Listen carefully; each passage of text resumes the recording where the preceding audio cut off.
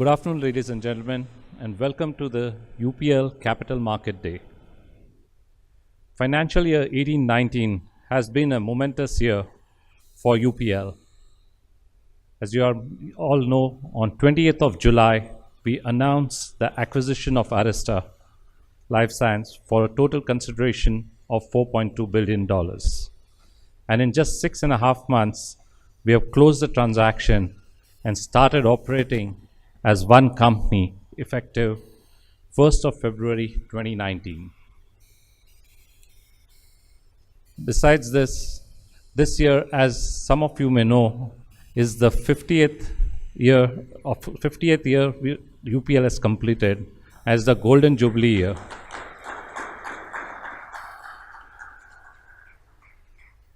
In today's board meeting, the board has approved issuance of bonus shares in the ratio of 1 share for every 2 shares held, subject to the shareholders' approval.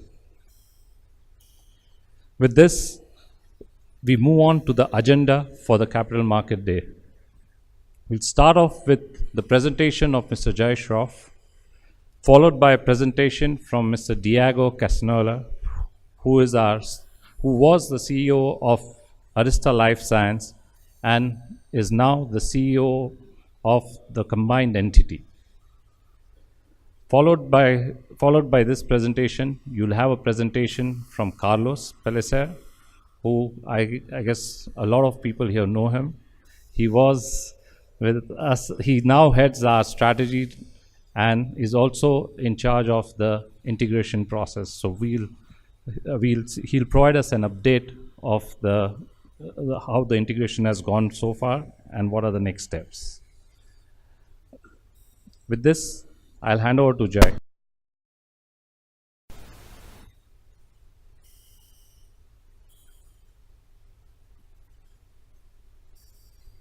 Thanks, Anand. So,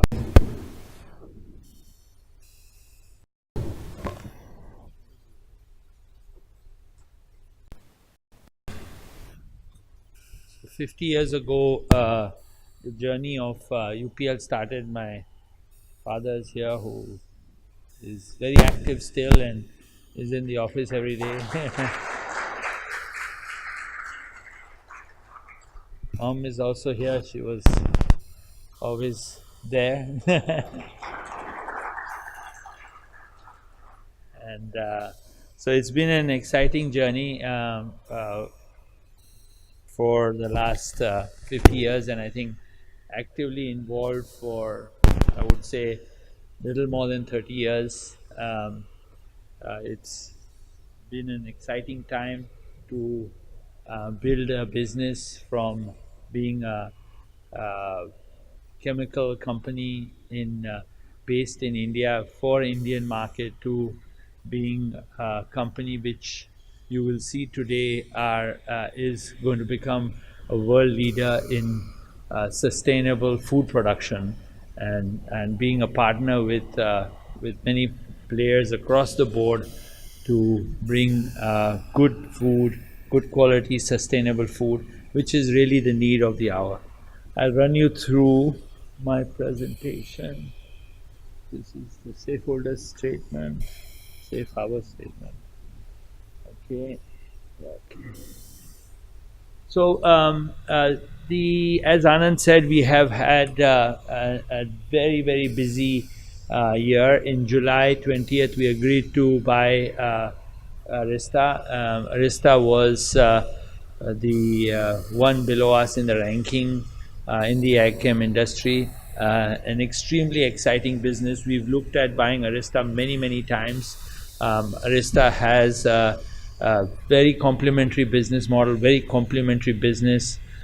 We had regulatory approval in 6 months from signing the deal. That is, so we signed the deal, we prepared regulatory approval documents, lawyers in different parts of the world representing us went to the regulators, and we were most of the approvals we got by November. So within 60 days, we had approval from all the regulators. We had some slower countries because of their own pipeline and issues. But by early January, we had 100% of the approvals. I don't think an acquisition of this size with this much diversity has been able to execute the antitrust process as fast as we have done. What we've done in the meantime, in the 6 months which led from July to January, we really worked very hard together with a clean team to put together an organization which would be able to function as one team, with bringing complete and capitalize on all the synergies which we have. So we have this is the crop protection operational team. Farooq from UPL, Legacy UPL, Paula from Legacy Arista, Rico from Legacy Arista, Fabio from Legacy Arista, Vincent from UPL, Hildo from Arista, Samir from UPL, Kobayashi-san from Asia, from Arista, Marcel from Arista, and Jagdish from UPL. So it's a very complementary team. We put together the best of both the companies in terms of to be able to operate the company. You'll see that similarly, next layers down also there is a tremendous amount of integration among the teams. So I think you've heard me say this many times, but UPL started as a small business for the Indian market, and today is a global leader in agrochemicals, in crop protection industry worldwide. We have had the vision of nothing is impossible, and that has allowed us to really become a differentiated world leader in the AgChem space. The challenges which most of the other companies going global have faced, we've been able to overcome by the commitment to really deliver world-class products, starting in India and now really being a truly global player. We are expecting to have 11 billion people in the world in 2100. This is a huge challenge. It's a challenge not because I don't believe that we will not be able to produce enough food. I think we'll be able to produce enough food, but I'm most excited about the challenges this thing is going to bring. The challenges are going to be around sustainability in agriculture. I think the whole focus of the world in going forward is going to move from food production to sustainable food production. How do we reduce the impact of agriculture on the planet? How do we intensify agriculture so that we can reduce the amount of resources? And UPL for the last 5 years has been working on various platforms and technologies to be able to cope with these challenges, which we believe, this is an estimate. I believe truly that we will be far more than 11 billion people in 2100, and I think the challenges will be more. I think the value capture of those meeting those challenges are going to be even more exciting. The resources are going to be more expensive. So I think the opportunity for companies like us who are really ahead of the game and differentiated are tremendous. So we have really been focused on engaging in the agriculture and the food supply chain. One of the key players in the food chain is the farmer. The farmer is a key catalyst which need engagement. We believe that bringing affordable technology to increase farmer profitability is the key for any success of any company, and we believe our strategy to bring not only improvement in quality and quantity of production, but really improve the profitability of a farmer. We are passionately involved in looking at ways in which we can improve the profitability of the farmers and reduce the stress. All of us are in business to make our quality of lives, our families' quality of lives better, and we need to, as an key industry player, need to focus on this. The food system will require 33 billion meals a day, and the amount of resources, if you go by today's standards of the resources required to feed the world in the future or even today, are going to really cause a lot of challenges. And we believe that there is opportunities by which we can sort of cap the resources which we are using in terms of greenhouse gas emission, in terms of water requirement, and all these technologies are existing. I believe that the world is willing to pay for it. In the future, the food systems will pay for sustainable agriculture. Like today you hear about organic farming. People are willing to pay for that, pay higher prices, but sustainable is the future, and UPL is well positioned in that space to our goals, our ambition would be to cap the amount of resources used in agriculture to feed the world. Water is a scarce resource. We have presented our technology platform with Zeba in the past and that's progressing very well. Very exciting developments across the world, whether it's sugarcane farmers in Brazil or potato farmers in Saudi Arabia or pomegranate farmers in India. All are starting to adapt to this technology, and this is going to be a huge opportunity for us because the value of water is going to continue to go up.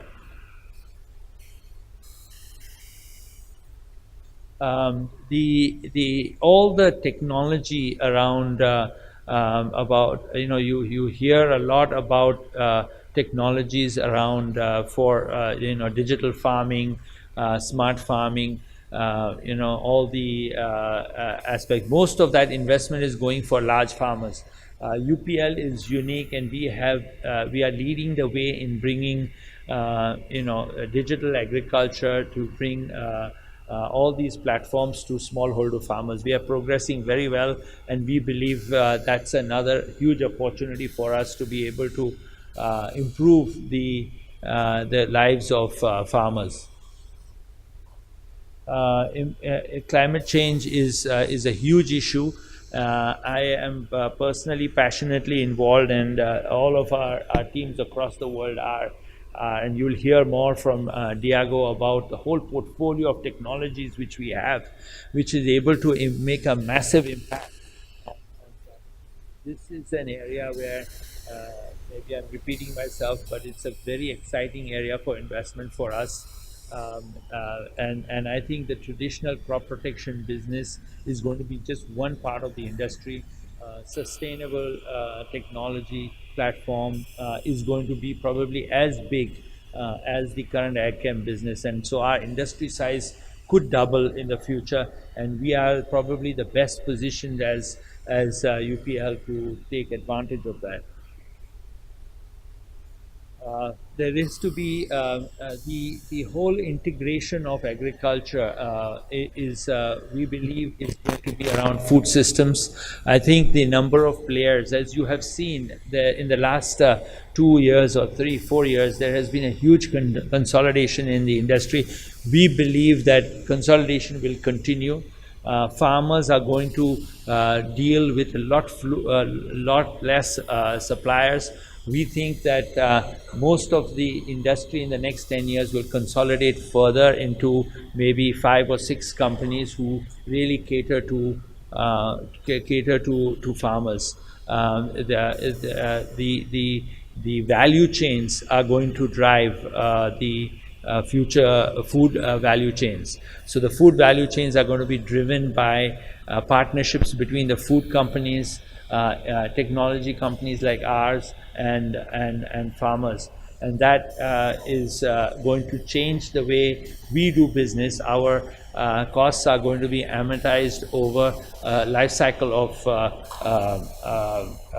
a crop, rather than just one product or one interface with the farmer. Our relationships will be through the life cycle, from when the farmer decides to plant what crop, to seed treatment, to the whole portfolio of weed management, resistance management, disease management, and pre-harvest technologies, where people are more concerned about residues. So what are the technologies which we can bring to reduce the residue in the last 30, 40, 60 days of the crop life cycle before harvest? Because the food companies are going to demand it. And I think the farmer is going to be really a key player, but he's going to work in the life cycle with different food companies and technology providers. Our whole future, UPL believes that the future of agriculture is going to be bringing in different players, different partners, and we have a new purpose, which is we are becoming strongly a purpose-led organization, where we believe that open architecture, partnering with different players, technology providers, will be the future of for agriculture. Talking about technology in agriculture, this is the new wave of investment today, with the challenges being faced, the impact of climate change, the impact of resources required in agriculture. So much more technology is available, and UPL is leading the way in so many areas in this space, to be able to make the farmers more resilient. One of the biggest challenges going forward is, how do you make farmers more resilient to climate change? It is one of the biggest challenges being faced in the food system. Being a global company, we see the impacts of this all the time, and we understand more and more how important and valuable it is to improve farmer resilience by creating various prediction models and various technologies to be able to reduce the impact of that. I've talked about this a little more. I think the key purpose of our partnership with and technology platforms, where we are investing in the future, is going to be to protect the value and bring in technology which increases the value for farmer. Profitability of the farmer is a key target for us. Our whole model is based around sustainability, about profitability of the farmer, to give better quality food systems, to be key player in the food systems, to give more to better quality food to farmers, to the world, and to the food companies. Click again.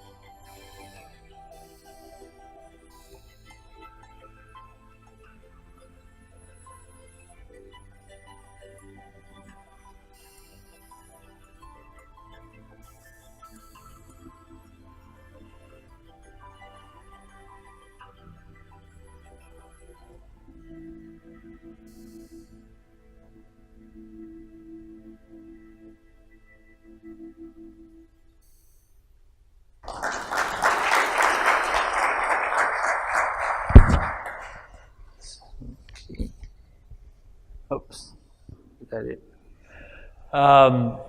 I'll invite Diego to come and talk a little bit more about our technology platforms for the future. Very exciting time. We've been working very actively on various strategies between UPL and Arista. We have now become the world's leading biosolutions provider. The whole technology platform for agriculture is changing very fast, and we believe that this segment of our business is going to continue to grow tremendously. Thanks.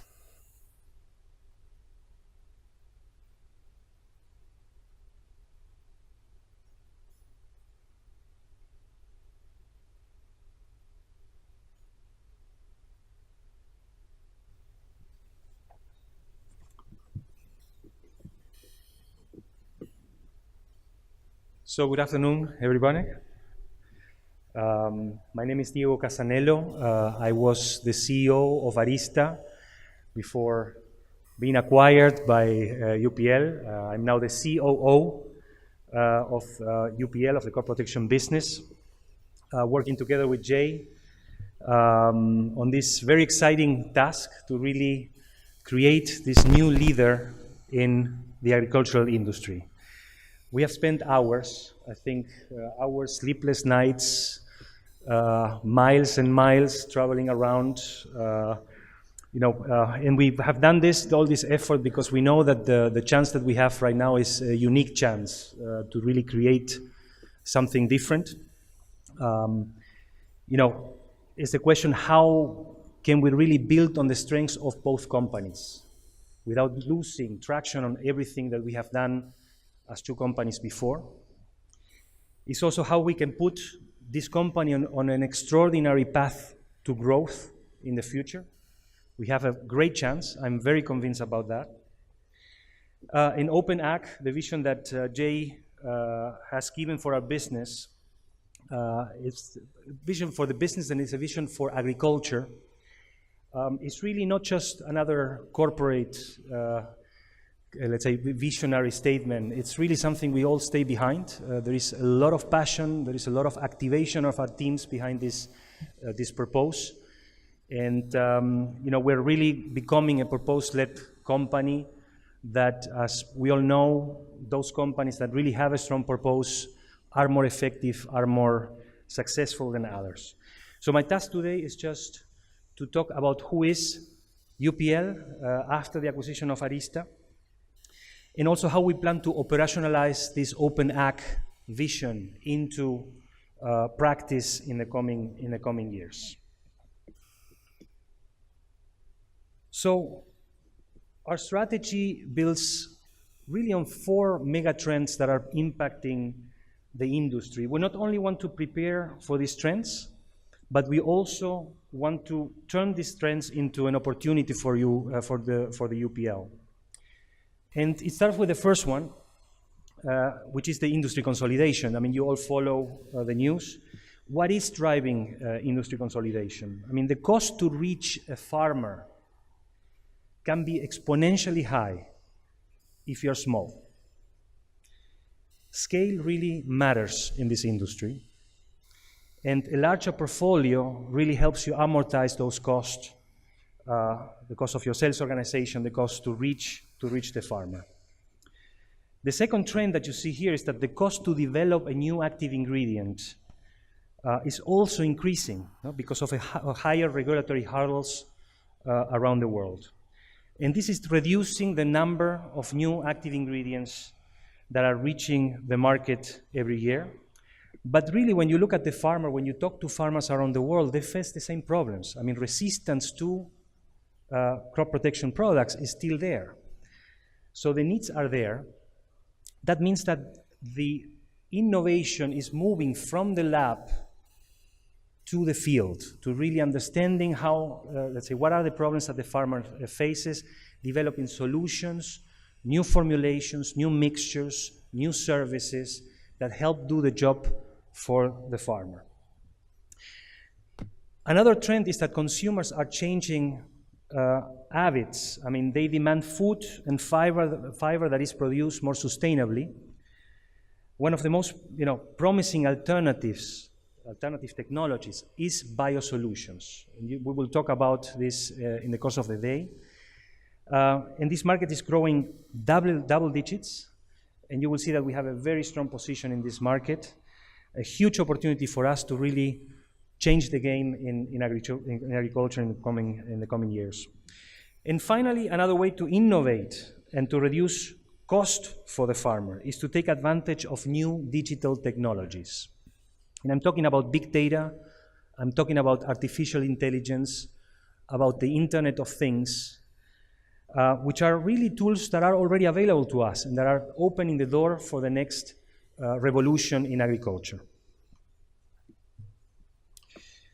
So Arista and UPL are really the perfect answer to these industry trends. This merger couldn't be more complementary than it is today.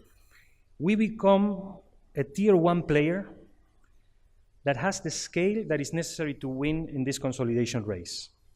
We are now truly global and really well diversified in many crops, many countries, many geographies, and we can now offer complete solutions from the seed to post-harvest in many crops, in many countries.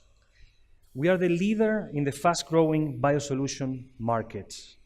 We are best positioned in emerging markets. And why I'm highlighting this, because emerging markets in the coming years, in the coming 30 years, 80% of all agricultural production is going to come from emerging markets.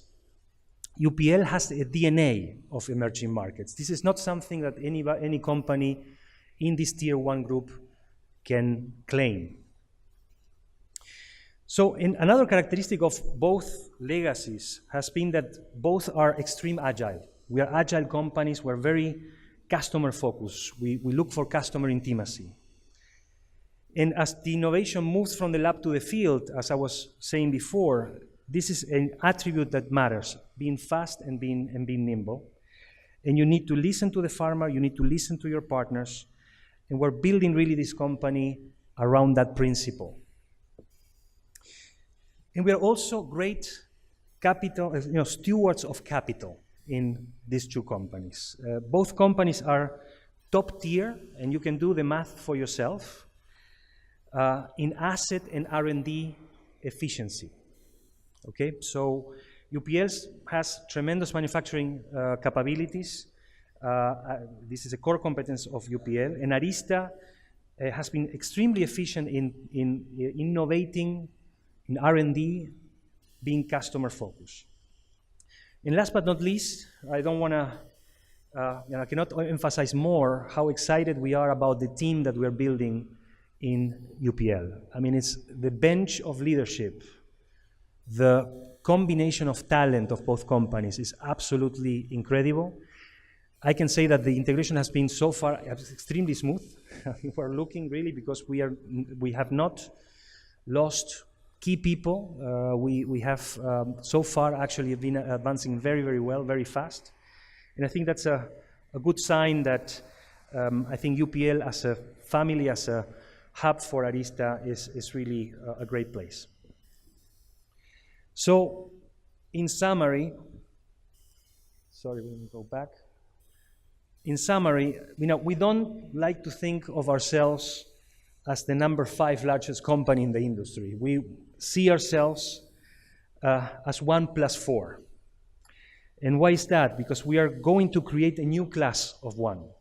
We are different as a company, and these differences are going to make the difference in the coming years for us.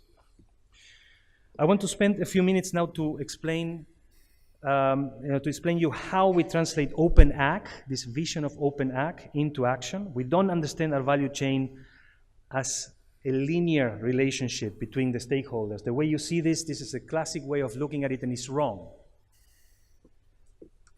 We understand this value chain as an evolving network of relationships. It's interconnected. It's a world that is changing over time. It's very dynamic, and we as a company, we have to adapt to this to really stay on the game.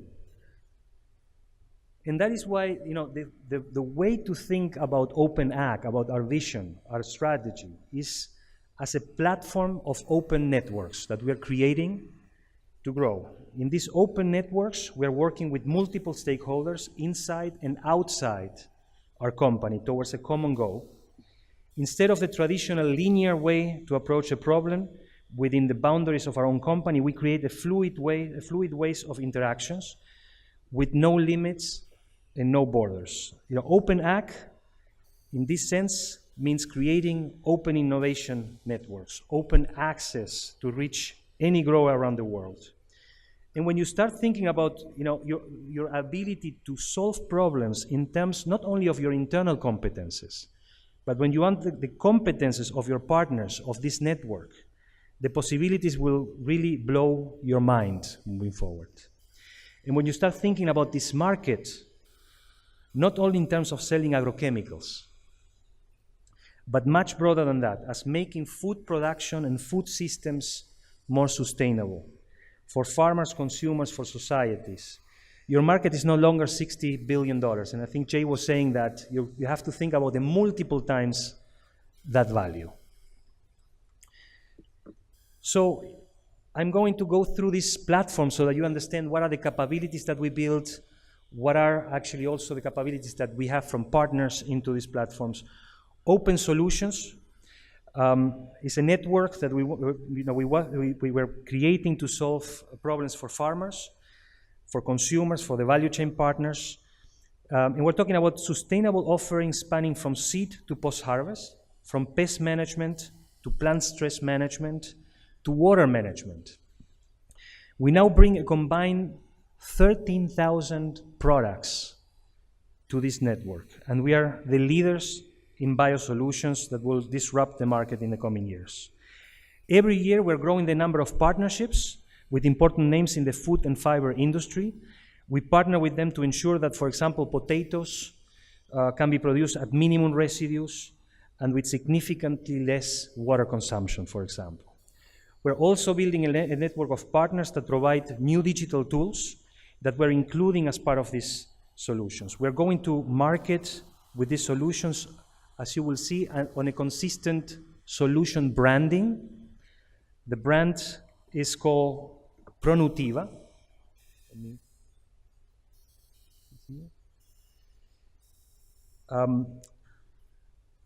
So ProNutiva is the brand that we are using to market our solutions around the world.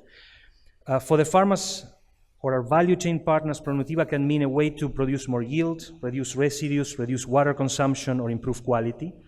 ProNutiva can include services and products. In this approach that started as part of Legacy Arista, we're adding now a tremendous amount of new competencies, of tools and products. With the power of UPL, we can really make this offering much, much more competitive. So part of our synergies that you will see in the future is really rolling out more ProNutiva programs in more countries, in more crops, in more geographies. I give you one example. A nice example here in Brazil. Our portfolio of tools to provide solutions to growers in Brazil is incredible. We have now a tremendous portfolio of own and partner products, of conventional and biological products. And you see, for example, our herbicide offering. On the left-hand side of the slide, you see that the resistance of weeds to all products like glyphosate is increasing. And this is opening up a market for herbicides that is making that segment grow in the double digits.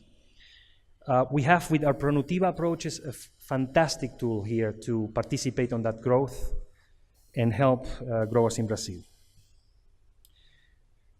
Another example is that we are also redefining the way we can improve yields and quality.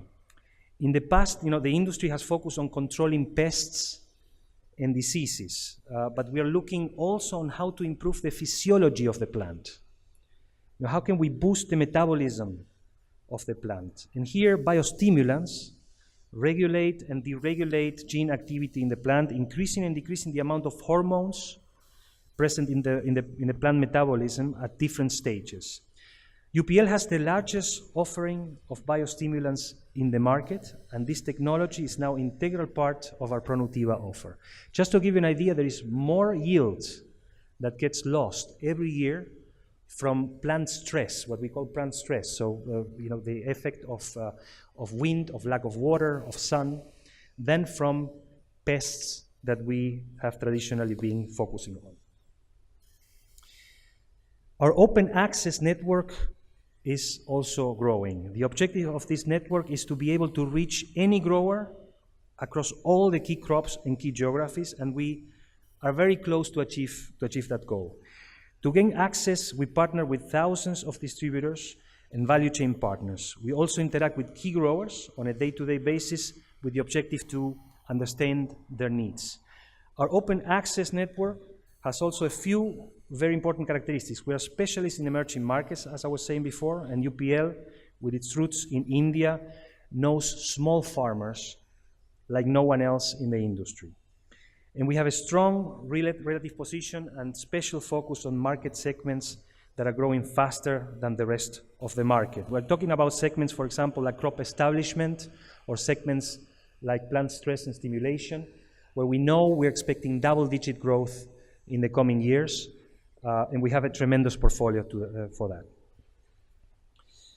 So I give you one example of what we mean with this open access network.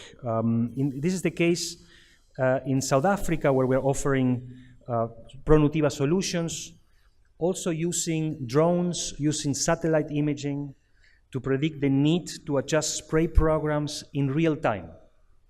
So the grower really is able to adjust based on our predictions using artificial intelligence.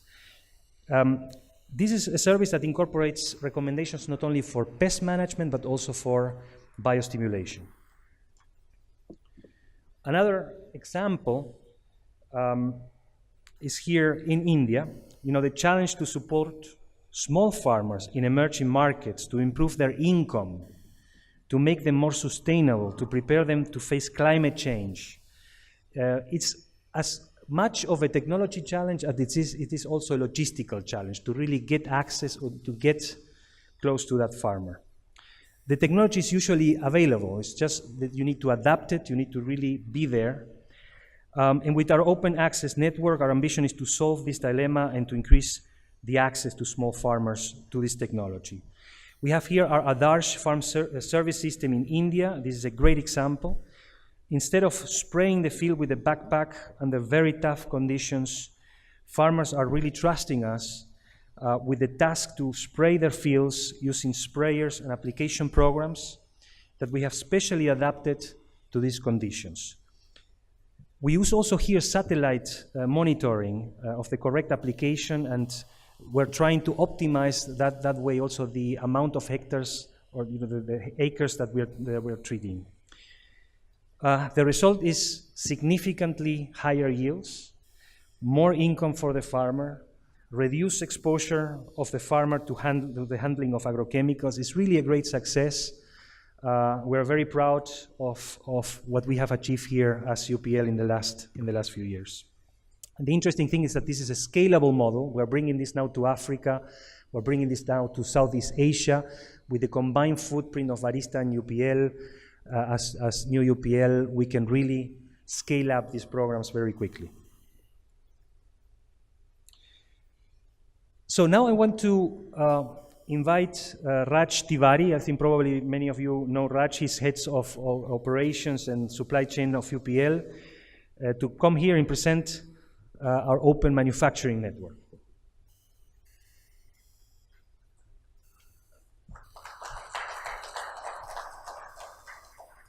Thank you, Diego. OpenAg, no limits, no borders.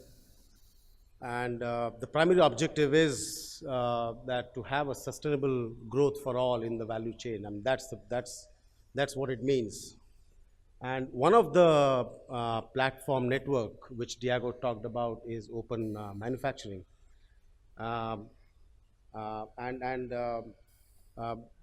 This open manufacturing, we anyway are known as a reliable supplier offering competitive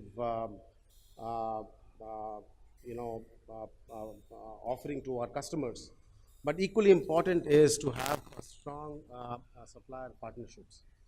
Now with the Arista and UPL coming together, we have added 14 more sites, and those sites of Arista are more closer to the market, and that has been an added advantage. This combined with UPL's own strong active manufacturing platform, both in India and globally, gave a very strong positioning. This Arista acquisition, since Arista didn't had any active manufacturing facility, and UPL was very strong in that, therefore now we can insource the active manufacturing within UPL and leverage on the formulation capabilities of Arista, which was more closer to our customer. Open manufacturing platform will not be complete unless I talk about our commitment towards sustainability and safety, and I'll cover that in a couple of slides. And of course, supply reliability through our multi-sourcing strategy has been the key hallmark. Now, talking about sustainability, we have been able to reduce our CO2 emissions by about 13% as compared to our benchmark when we the benchmark numbers of 2015 and 16. Primarily because of the reason that we have been able to also use green power as part of our manufacturing activity, both as a combination of solar as well as wind power. We have also been able to reduce our specific power consumption in our production, leading to CO2 emission reduction. Fresh water consumption in our production has been reduced by 3%. We have been able to reduce the consumption by 3% even after adding many new greenfield projects, primarily because of the recycling of water. Wastewater discharge has been reduced by 11%, and our solid waste, which goes for landfill, has been reduced by 22%, on account of continuous working on the yield and waste to byproduct program. Even manifestation of that is that our Dow Jones Sustainability Index score, we were able to improve by about 57%, and our FTSE Russell Index score, we were able to improve by 70% over last year.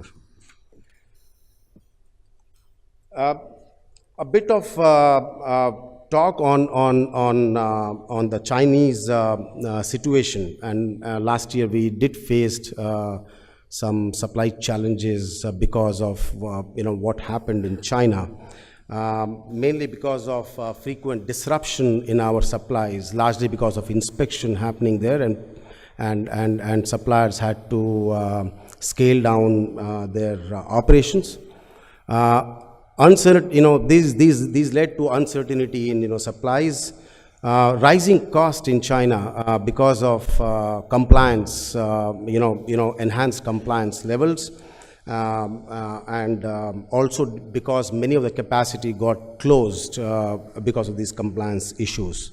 And recently, of course, there has been recently there has been extra tariff which has been added to the Chinese source to the US, and we took some definitive steps. We invested on greenfield intermediate manufacturing to be able to mitigate those risks. We also debottlenecked our existing capacities through a brownfield expansion. We had strategic partnerships with a few strategic suppliers to secure our supplies on a long-term basis. And with select few Chinese suppliers, we have been able to build strong relationships.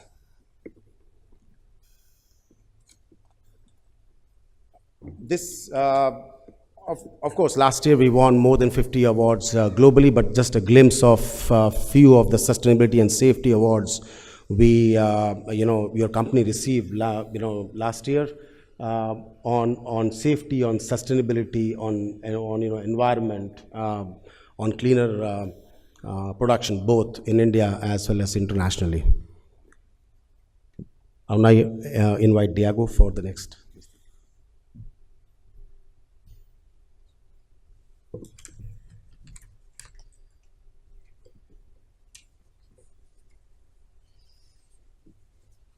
Good. Thanks, Raj. So I wanted to speak a bit about innovation, about our R&D efforts. And this is really, really exciting when we look for the first time at the combined pipeline of both companies. If you look at it from a capability standpoint, we now have a significantly expanded bench in R&D with more than 550 professionals working in the lab, in field development activities. We have field stations, field testing stations, greenhouses, biochemical labs, more than 25 R&D facilities across the world. That is actually giving us an opportunity to increase the amount of work we do for the same cost, for the same investment, and accelerating some of the projects that both companies have. We have recently leased a new R&D facility in RTP and Research Triangle Park in North Carolina, where we were going to set up an impressive open innovation lab in a new campus that is shared together with other agtech startups. This campus will open in July, so I'm hoping that we can do an announcement when that happens. And this is exciting because, with the combined footprint of Legacy UPL and Arista, with our open innovation approach, we can do more projects, we can invite partners to participate, and do much more. The results so far, as you can see here, of the combined pipeline are impressive. We have more than 3,000 projects. We have a pipeline of $3 billion of peak sales value potential. That's a very large number. And we are ready also to execute on those projects. An example of product innovation from our pipeline is this product called Banzai. West Africa, some of you know, produces most of the cocoa that is used for chocolate production around the world. This product is a biological solution. It has shown that it can increase more than 40% yields on cocoa. Can you imagine? 40%, you can see more fruits, you can see bigger fruits. It's really impressive. And it helps chocolate producers, our value chain partners, to reduce the risk of chemical residues. And it really makes a difference for the farmer at the end of the day. These are subsistence farmers, 40% more yield, you can imagine. That is a win-win-win for everybody. And that brings me to, I would say, the last platform or last network that I want to show. And I know we have a lot of financial analysts here. This is maybe a more softer topic, but people like us that have the chance to travel all around the world and visit farmers in the most remote places, we can see the extent sometimes of inequality. We can also see how much impact, how much positive impact we can generate as a company, especially when it comes to small farming, increasing income, helping a farmer really make a livelihood out of what they do. And my team can also see every day the devastating impact of malaria in Africa, in Southeast Asia, in Brazil. And here also we can do significant impact. We are very present in controlling malaria all around Africa. So our Open Hearts Network is really a place where we invite everyone to join us in several projects in the fields of rural and environmental development, in the fields of malaria control, in the fields of child labor eradication. And you will see many examples also to come in the coming years. I have one here, a recent one. We are very proud that we have recently signed a partnership with AGRA. AGRA is the Alliance for a Green Revolution in Africa. This is a very, very important NGO doing tremendous work in Africa. And we're joining forces, providing technology to farmers, using AGRA's village-based advisory model. So they have in every village, in many countries in East and West Africa, people that are helping farmers, and we're jumping in and also providing solutions from our UPL technology. So in summary, we are very excited to kick off this new chapter for UPL. We are building a company looking at the next 50 years. And I believe that OpenAg is exactly the right path to extraordinary growth. And finally, we want to thank our teams. We want to thank our customers that are trusting us, and even after the integration, they trust us even more. We have received tremendous positive feedback from customers. And I want to thank you, our investors, for continuing to follow us and to invest on us. So thank you very much, and enjoy the day. Thank you. And Carlos Pericer. Carlos is not only CEO for strategy, but also the head of integration. He's a very busy man, and he will give us an update. Thank you.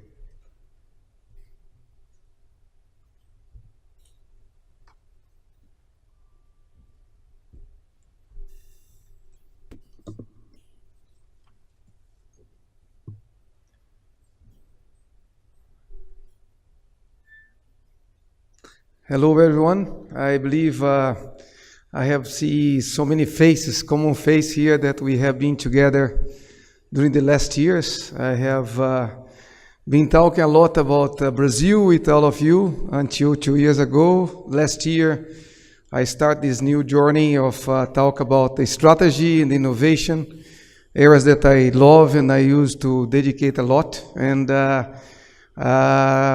during the mid of last year, we started a new journey that was the journey of integrate with Arista, and I'm very proud about that. The company have gave me this huge responsibility to lead this process of integration, and I'm very proud about that. You see where we are and how we have progressed with that. And this really have been a journey, and it's already 9 months and a half that we have from the announcement, and from the announcement to the close it's 6 months, and from the announcement to the closing, from the announcement to the closing 6 months, from the announcement to the one phase to the customer 60 days.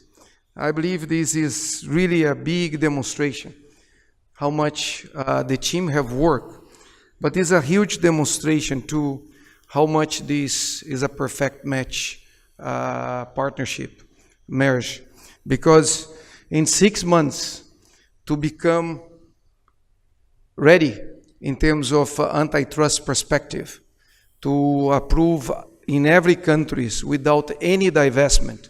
We have no divestment. This is a beautiful demonstration of the perfect match. These two companies in so many geographies with so huge product portfolio, we didn't have any problem with antitrust. In 6 months, we have been able to have the approval. After that, in 60 days, we have been able to be one face to the customers. And looking to the progress that we have had to be ready day one, we have been able to create a beautiful team. First, we have the steering committee, and on top of the integration team, we have this steering committee. This steering committee was formed by UPL and Arista team, and myself and Paula that leads the integration with me.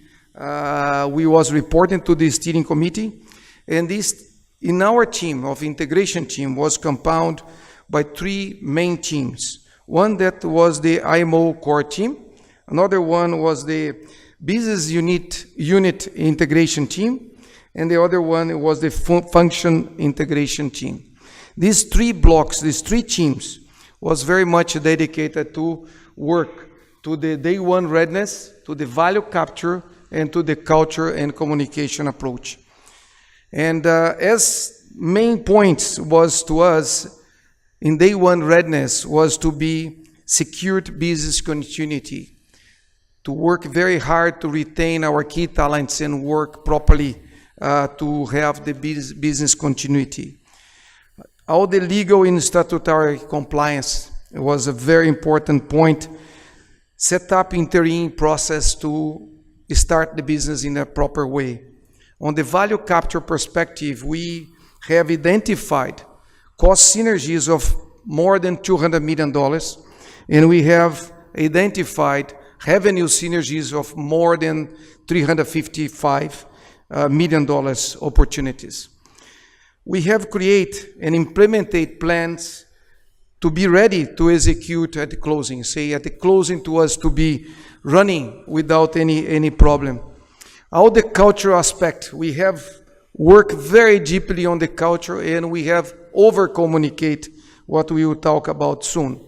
And we have decided, as the companies together, we saw that the 2 companies together, it was so perfect, and we have say this is a merge, it's not acquisition. We have worked all the time thinking in a merge, and use this merge, use this momentum as a catalyst for transformation. And we have worked very hard to find ways to transform ourselves to become one company that have this unique position that Diego was saying, to be positioned as 1+4. And we have been able to understand our differences, because the 2 companies was very different. But this difference is good. So we have been able to look for this difference, and we went very deeply on that to capture the best of both. And I believe we have been able to do that in the way that we have worked in our org design process, to be one face to the customer. In 1st of April, have been a tremendous achievement, a tremendous work to be ready at the 1st of April. And this is Paula Pinto. Paula is have been my partner in this journey, and it's amazing. Myself and her, we have developed a so good relationship to lead the team, to work together with the team, and by coincidence, she's a Brazilian too. And she speaks the same language as myself. She speaks Portuguese, and it's to us to understand ourselves was amazing. And these have helped us a lot in creating so much good energy inside of the team, and we have done that together. Paul and I we started this journey in the kickoff, what was 29 of August. It had been 9 months together, and have been very intensive work. It looks like that we are 5 years together, because these 9 months have been so intensive. It's so hard work. For many companies, the integrations takes 5 years. We are 9 months, and we have done so much because we have been able to work together and to work as a team. We have defined our ambition, what is very high ambition. We have defined our purpose, our values, and we have designed a strategy. And from there, we have designed our organization to deliver our ambition and to deliver our strategy. From the kickoff momentum to where we are today, we have worked so much together in the way to run all the process of integration. Up to the day one, we have done so many summits. We have done so many integration workshops. We have done so many town halls. We have done so many meetings. And we have talked with our team, we have done surveys, we have involved our customers, we have talked with them, we have been so much dedicated in that. And when we came with our purpose in the day one, and we launched our purpose, and we came in the way that we design our company, the impact in our organization was very good. It's the way that we have engaged our team in now this process, and now the communication engagement have been amazing. The integration planning strategy, the team together have been so deeply involved, and we have worked so much to make sure we have talked with each other, and we have been able to engage each other in the way to make this integration successful. Our commercial workshops and our training programs have been so incredible. It's hard today. Jay was commenting some of these days. He was in Colombia last week in our sales convention in Colombia. It was very hard to understand who was one and who was another. Who was Arista, who was UPL, because we have worked so much in these 90 months to be together and to make possible that happen. And the most important part, we have been very close with our customers in these 9 months too. We have engaged our customers. We have made them part of this integration, and we have worked with them, even close to them in the things that they like this customer here that like motorcycle. He owns one motorcycle place. We went there to talk with him, and we took the order in his store when we was with him. It's amazing the time that we have dedicated to our customers, even during this integration process. This is really part of our DNA. And build up in OpenAg. The process to do that. We have to define our purpose. We have engaged so many people in our organization. We have been able to talk with many parts of our team, and we have a purpose today that belongs to us. Our team today believes in our purpose, and they are part of that. And this is really something that makes huge difference. And we have had that in a way that we have created trust, and we have had a lot of fun together. We have worked so hard, 9 months that likes 5 years, but we have had so much fun doing that and making that happen, because we love what we do and we do what we love. It's so much easier when we have that. And then when we come to the business and look to the where we need to do and what we need to do, as we have engaged our team, everything makes we feel this so much easy. We have identified, as we have saw at the beginning, plus $250 million of synergies, revenue synergies. Now we have validated that. Now we know that our portfolio is so complementary.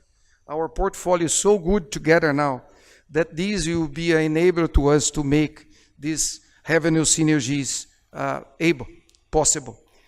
And our presence. UPL was present with people in the ground, sales rep in the ground, in 56 countries. And Arista was present in 62 countries. Now, the two companies together, we will be in 76 countries with people in the field. People generate demand and working closer to the farmers to sell our solutions, our ProNutiva approach, as Diego was explaining. On the cost synergies, we have identified and now we validate more than $200 million in cost synergies. These cost synergies come from the optimizing manufacturing footprint, comes from increasing procurement efficiency, coming from increased R&D efficiency too, and comes from consolidation into one share IT platform. You will see that how much progress we have made on the integration of our IT platform, and consolidate our headquarters. Many countries we was with a two office, and now we are consolidate, and this is giving so much synergies to us. As I told you, the ERP was a big deal. Arista was with 63 ERPs worldwide. Very complex to analyze and to manage the business. And we, as a UPL before, legacy UPL was very strong platform in SAP. And now, putting the two companies together, the team have been working so good together that 60% of our business is already integrated in the one SAP. And by the end of this year, you have 100% integrated as one SAP. We have heard that some of our competitors will take 5 years to deliver that. So we are truly doing in 1 year, 5 years. And looking to all of that, and looking to what we have planned as the first, one of the first slides that I have showed, and looking to where we are today, we have talked about secured business continuity. As I told you, by 1st of April, we have one face to the customer already. We have, except for very few countries because of the legal aspect, we have not announced yet our sales rep structure, one sales rep structure. In all the other countries, we have already one face to the customer, and this is done. All the sales conventions is happening in different parts of the world. A lot of meetings with customers is running all over the world. All the legal and statutory compliance is done completely. Set up interim process, we have already run our SNOP. It's progressing every month. That in a very good way because we have designed that before day one. And all the other aspects is underway. We have validate our previous view on the $350+ million revenue synergies, and we have validated our cost synergies. And the creation of the plans, we have created many plans, and the execution is going on, and the implementation is going very well and implementing very well. We have developed our purpose-led strategy, and this is in very nice progress, and our team is going very good with that. And the consistent engagement of our customers and over-communicating our strategy and our values and our purpose with our team is going on. And then come to the most beautiful part, our most important point, that is our people, our team. This team is really have done a fantastic job.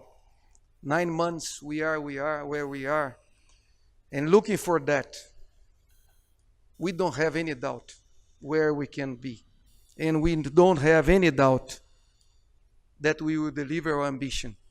We will deliver the ambition of our stakeholders, our shareholders, our customers, our partners, our employees, our society. We will do our best to make OpenAg a way to us to help the food security of the world. Thank you very much.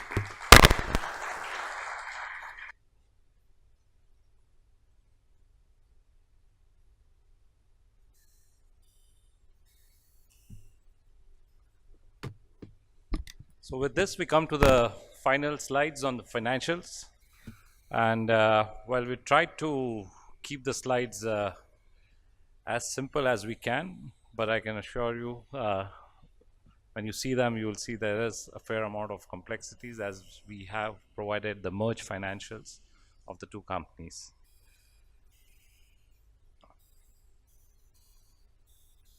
I just want to emphasize here that we have kept a lot of slides showing UPL standalone numbers so that it becomes easier for you all to assess how the company has performed over last financial year.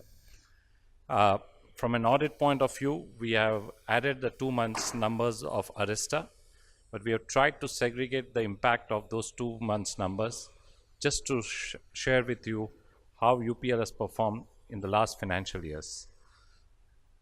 So here the revenue growth, as you would see, is 14%. This is 14% growth of just erstwhile UPL. Wherever we are using the word pro forma UPL, it refers to the 12-month numbers of UPL. Our EBITDA growth has been robust at 18%, PAT growth at 10%, return on capital employed at 21.3%. This is marginally lower than that of the previous year and largely on account of working capital. That also is basically because of the China disruption. We had our payables, which typically were in the range of about 135 days. These were brought down to about 120, 22 days. Net working capital at 95 days, well within the range, about 11 days higher than previous year, but well within the guidance which we had given of 90 to 110 days. And cash from our operations is 2,394 crores. Now here, if you see the financials, the first block, which you see on the left-hand side, that is the consolidated. These are audited numbers, which you will see published tomorrow. And this includes these are for the quarter. This includes the 3 months UPL numbers and 2 months Arista financial numbers. What you see the next column next to it is the 2 months Arista numbers, which we have put as is. And next to that are the acquisition related adjustments and the PPA adjustments. The PPA stands for purchase price adjustments. And I'll spend a minute on this just to make sure that it's well understood. The Arista numbers 2 months are the Arista P&L. I think it's a fairly simple P&L which is there. The acquisition related costs, or the column which is there, you will see that there is an interest component of 131 crores, and that's largely related to the finance cost, the 2 months interest which we paid on the 3 billion which we had borrowed. And then you would see the exceptional items of 216 crores and the minority interest of 61 crores. The exceptional items largely refer to the transaction cost and the cost for integration, which, as you see, Carlos and his team has done an excellent job over the last 6 months integrating the two companies. The 61 crores of minority interest is the new investors which have come at the UPL Corp level, a step-down subsidiary. As when we did this transaction, you know, the transaction was funded with an equity infusion of 1.2 billion from two investors, that's RD and TPG, and the balance was through a debt of $3 billion. On the right of that is the PPA adjustment, the purchase price adjustment. And here, as you would see, that there is 442 crores, which is in the cost of goods sold.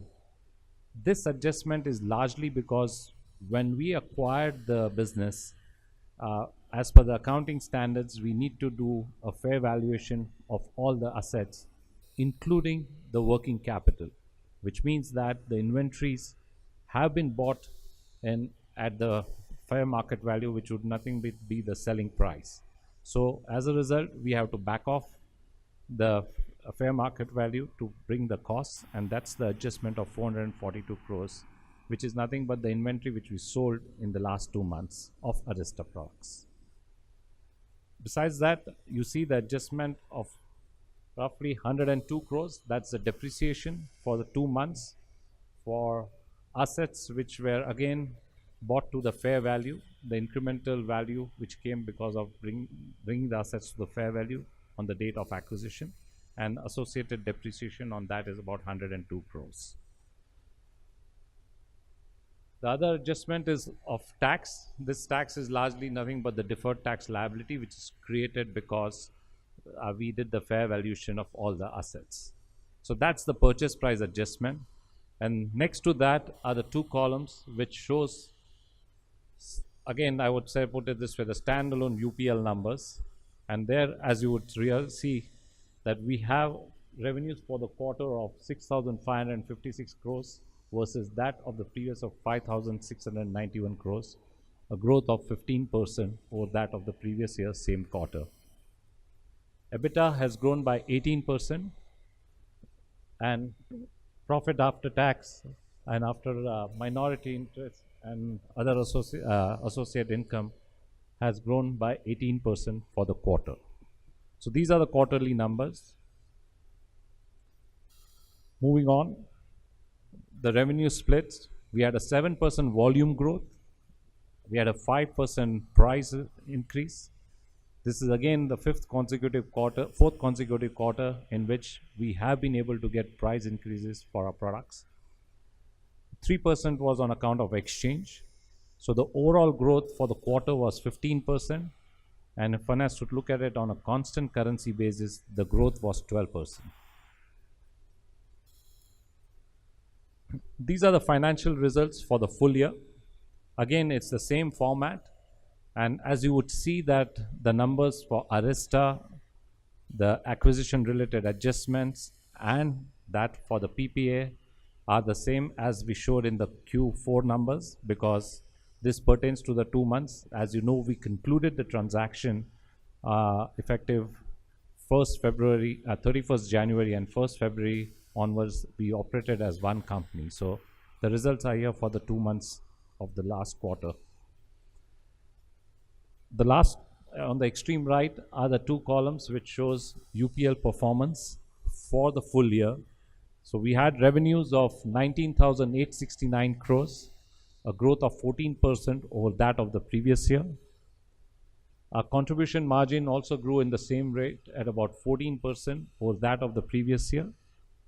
And our EBITDA was at 4,138 crores, a growth of 18% over that of the previous year. EBITDA as a percentage of sales was at 21%, an improvement of roughly about 100 bips over that of the previous year. At the bottom, we had the PAT. The profit after tax was at 2,225 crores, a growth of 10% over that of the previous year. These are the annual sales. We had a volume growth of 7%, a price increase of about 4%, and the exchange impact of about 3%. So overall growth was 14%. On a constant currency basis, the growth was 11%. This year too, we have delivered a double-digit growth, as we have been consistently delivering over the past few years. Now here I have just given the breakup in terms of the regions and some of the high points or the low points for each of the region. The 14% growth, as you see, largely contributed. India contribution was a bit less this year, and the reasons for the same are because of the erratic monsoon which we had. We had some good rains, but then there was a large period where we didn't have much rainfall, and this impacted the overall growth. Although I must quickly add here that the insecticide Ulala, which is our brand which we launched a few years back, is done extremely well, and some of our herbicides continue to do very well. We have also launched one non-selective herbicide, and this has done exceedingly well in the first year of launch itself. We had good growth in Latin America. As you would see, we had a growth of 1,420 crores. Again, this was largely on the back of our UNICEF family of products. We launched double combination, triple combination in some of the Latin American countries and was very well accepted. And also our insecticide Sperto, which we launched 2 years back, is doing exceedingly well. We had certain constraints in terms of one of our other insecticides, largely because this was sourced from China, and because of the disruption in China insecticide, Chinese product manufacturing, we did have some supply related issues. North America grew at 13% over that of the previous year, and in rupee terms it was 395 crores.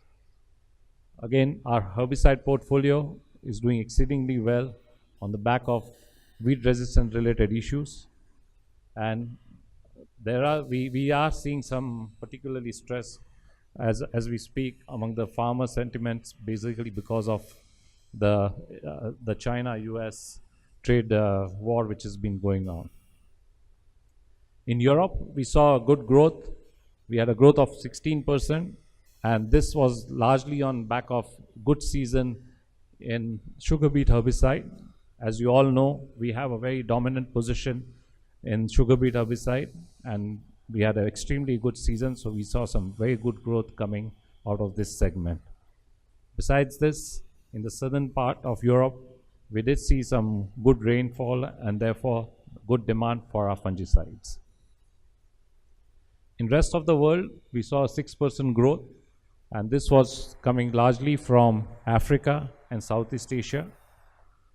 Australia, as most of you know, we have 2 good years and then we have 1 year of drought, and this year also Australia did not do that well.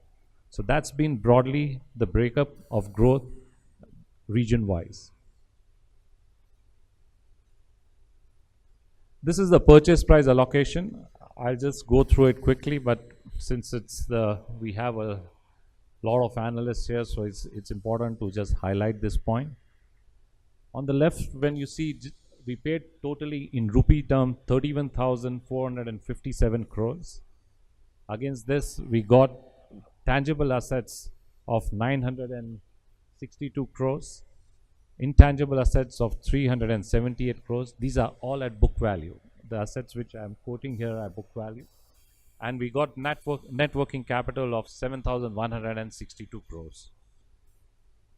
We took some liabilities, about 807 crores, and there were some other liabilities of 348 crores.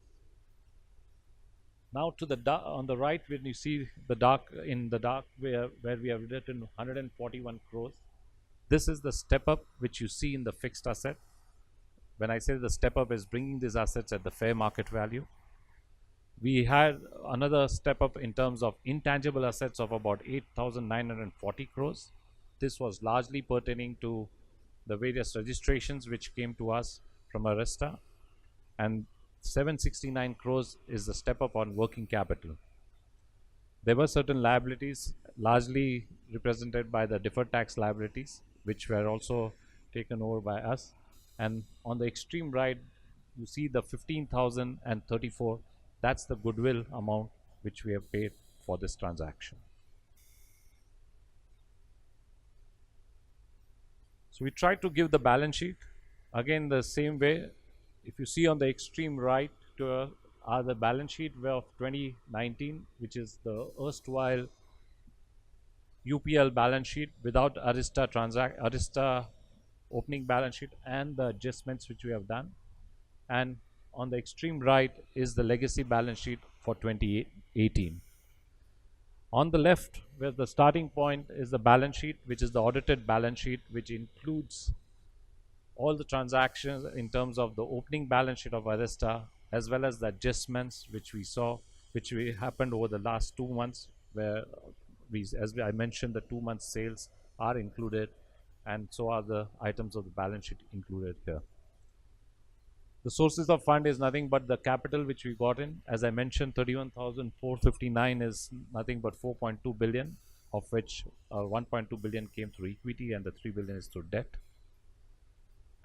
You have the book value of the assets, 6,000 crores of liability and 16,000 crores of assets. So in other words, the book value net, we got about 10,000 crores. Next to it is the PPA adjustment, which we spoke about, and the 1,106 crores is nothing but the currency movement between February and March on the entire balance sheet, the impact on the balance sheet because of that. So that's the total, 39,759 in terms of assets and liabilities. And with that, we have the consolidated balance sheet on the extreme right. This, of course, you will find, this is the audited balance sheet, which you will see as of 31st of March 2019.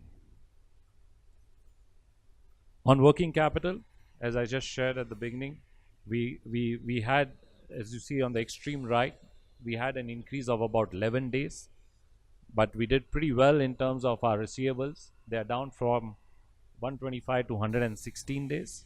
Inventories were marginally higher at about 4 days. However, because of the China disruption, Our payable days, which were at about 137 days, are down to about 122 days.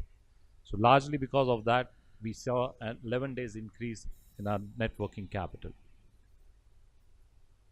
This is the cash flow movement.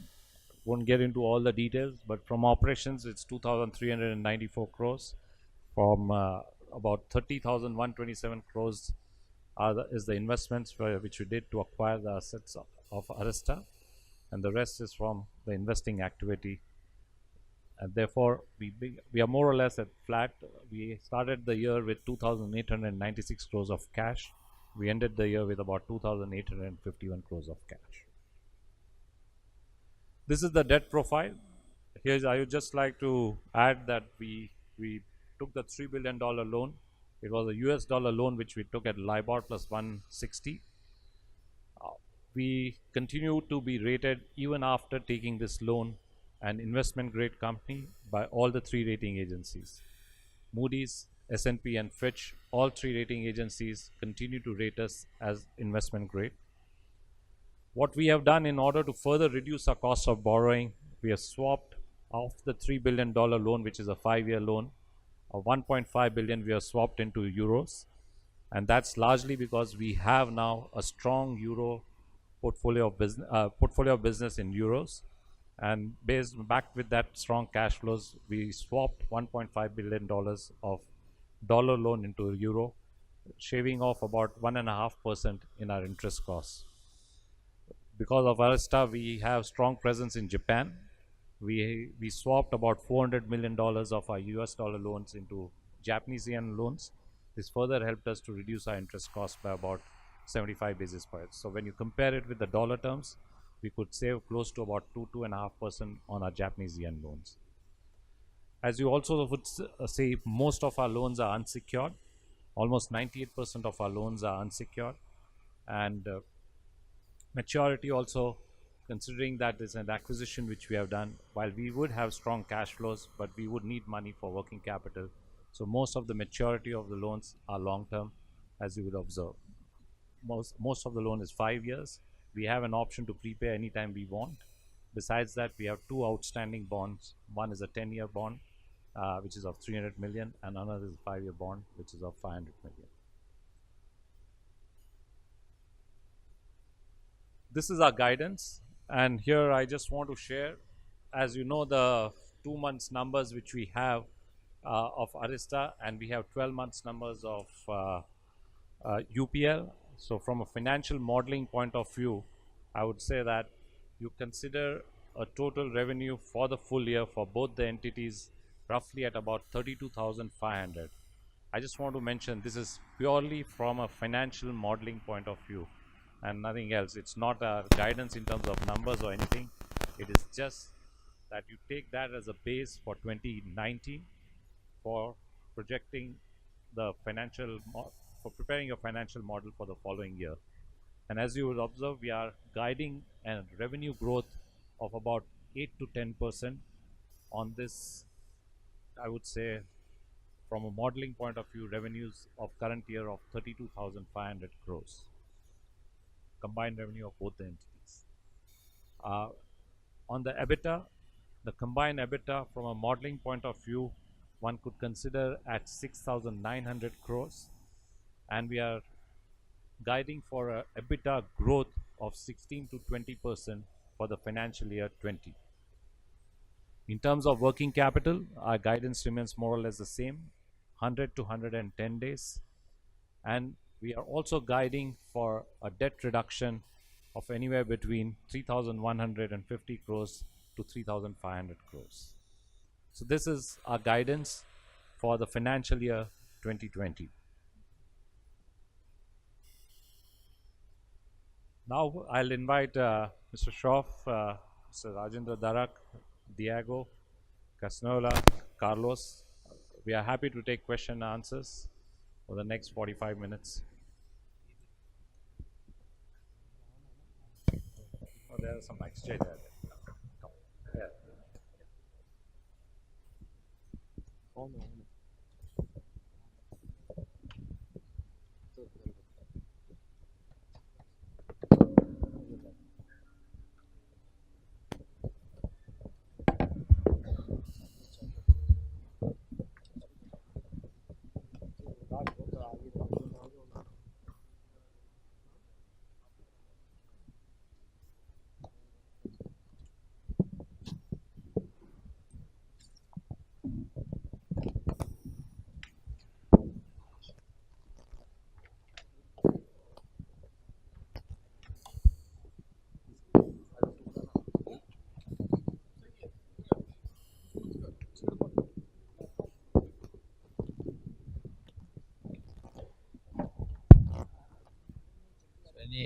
We can start any questions. Somebody has mics there?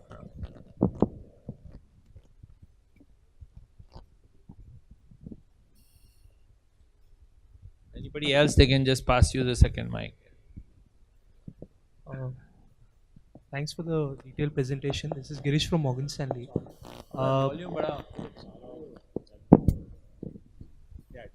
Thanks for the presentation. This is Girish from Morgan Stanley. Couple of questions on the finance side, because this is the first time we're presenting combined entity. The depreciation and amortization part, I mean, how would that for the combined entity look, and how should one look at it for FY20? And also the consolidated tax rate, if you could guide on that. I think, Girish, from a tax point of view, I think we continue to maintain that 15 to 20% our effective tax rate. And I think the amortization from point of view, I think what you saw for UPL will continue to be similar. And for Arista, again, what you saw for the 2 months, you can extrapolate that for the 12 months. What you will continue to see is the PPA numbers, because the PPA will continue to pass through on that year-on-year basis. So that PPA adjustment will continue on an annual basis.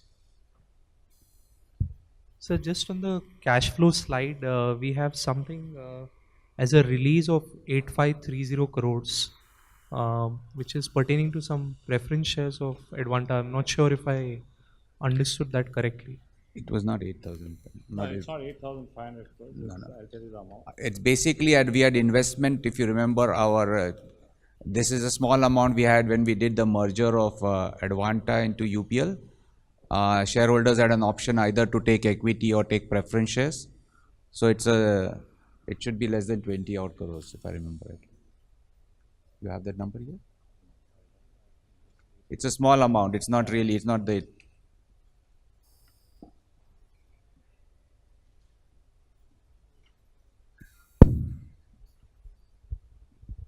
Slide 70 of 73. 70. It's less than 30 odd crores, Girish.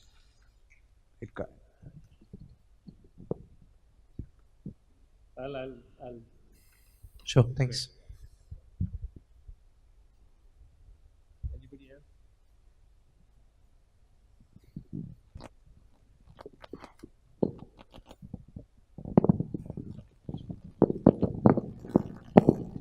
Sir, Ramesh Pochwani from Mehta and Vakil. First and foremost, many hearty congratulations on your golden jubilee. 50 golden years you have celebrated in the finest of the moment with this merger, and you have encompassed and encapsulated in absolute detail what UPL and Arista combined going forward will be, I believe, the strongest company in your chosen line of business.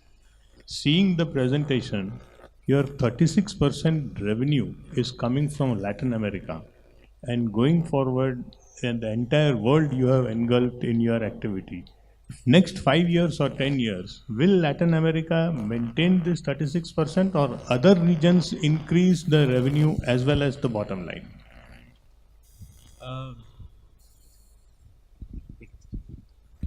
I think, it's a very good question. The Latin America is definitely currently the food basket of the world. India, Europe, the US.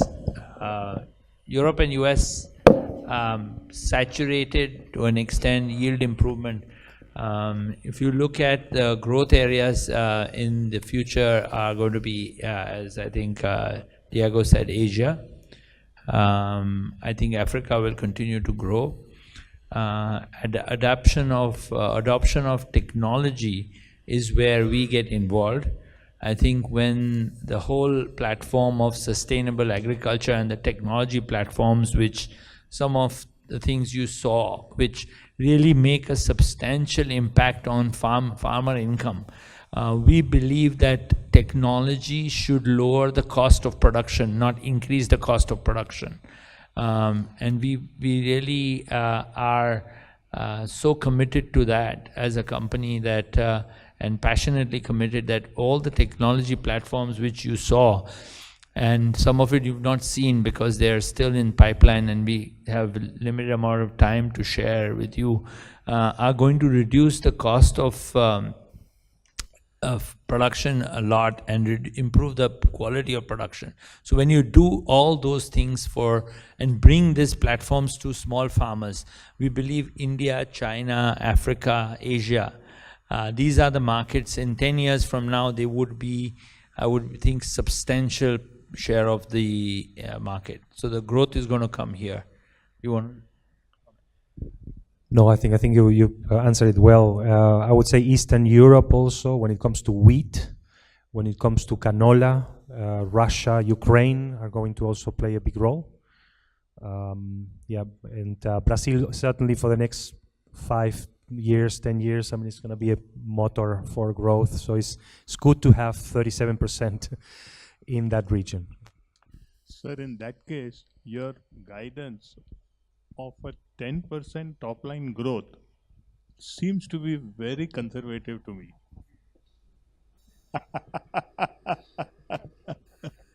We have a big challenge. I think the transformation in the food systems is happening. Value capture is going to, the number of companies capturing the value in the system is going to reduce because of the way the system is going to change. So we are very excited about the prospects of the future. There are a lot of challenges in the world today. If you look at impact of climate change, trade wars, commodity prices being low. So it's when you look at the future, it looks fantastic. When you look short term, there are a lot of challenges. We are putting two very exciting large companies together. Our growth targets are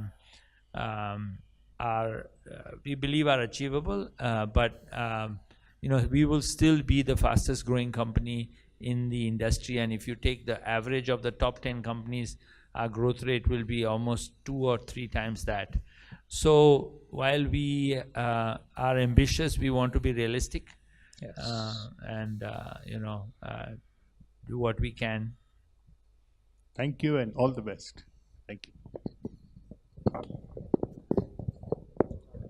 Excellent presentation, format, quite educative. I compliment and congratulate Shroff family and the UPL group for performing an excellent role of Annapurna for the last 50 years for the country and the world. Correct. But can we correlate this entire proactive scenario that will happen maybe by 2020 or for 2 years down the line? What will be the relation between this company and the market capitalization that is estimated in the best condition, normal condition, and slightly below normal conditions? Can we give some guidance on that, or how do you look at it? No, my question is how do you look at it? Thank you. I don't know how to answer that. Jitin bhai, would you like to answer? Please. There are many better experts to answer. No, I think that as UPL, we are committed to our whole portfolio of biosolutions. We believe that once it crosses a hurdle and the market understands the stickiness of that portfolio, if you look at our relationship with farmers with our AFS program, and we hope to arrange some of investor visits to some of the markets where we operate, and the stickiness of our business. We believe that UPL, the multiple should change. I think our business is becoming a lot more repeat customers and owning that relationship with farmers with the technology platform we have is going to change the cash flows of the business. So I'm very excited about how the business is modeling, where we believe that the small farmer holders with the technology platform, so the ProNutiva concept, where we have our proprietary biosolution technologies which are unique. These are products which are biological in nature, so you cannot duplicate them very easily, are something which adds so much value that the relationship with the farmers is going to change from just a product for a problem to a trustful relationship which gives them a solution and really makes a big difference to their life, cost of product, quality of product, and so their whole quality of life. And that will change the multiple of our stock, because that business, we think we can retain that customer for much longer than we are, or everybody is valuing the relationship. So I don't know how do you call it in FMCG terms, but we believe that relationship with the customer is going to be so strong that he's going to be our customer for much longer time. So the net present value of all these customers is going to go up a lot. Thank you. Yeah, hi. Can I go ahead? Yeah. Amit Murarka from Deutsche Bank. Just a couple of questions from my end. You said 95 days of net working capital for for UPL excluding Arista. What would be the number for Arista, or the console number? And It's about 114 days. okay. And what do you mean by the China disruption, the trade war thing you're referring to? No, I was referring about the manufacturing disruption, yeah.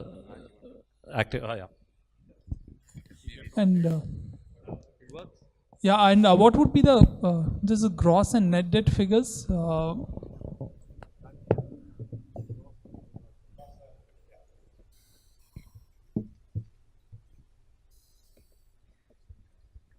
It's about 3.7 billion, and there is net debt, yeah. And you add another 500,000, 400,000 on this, so about 4.1. And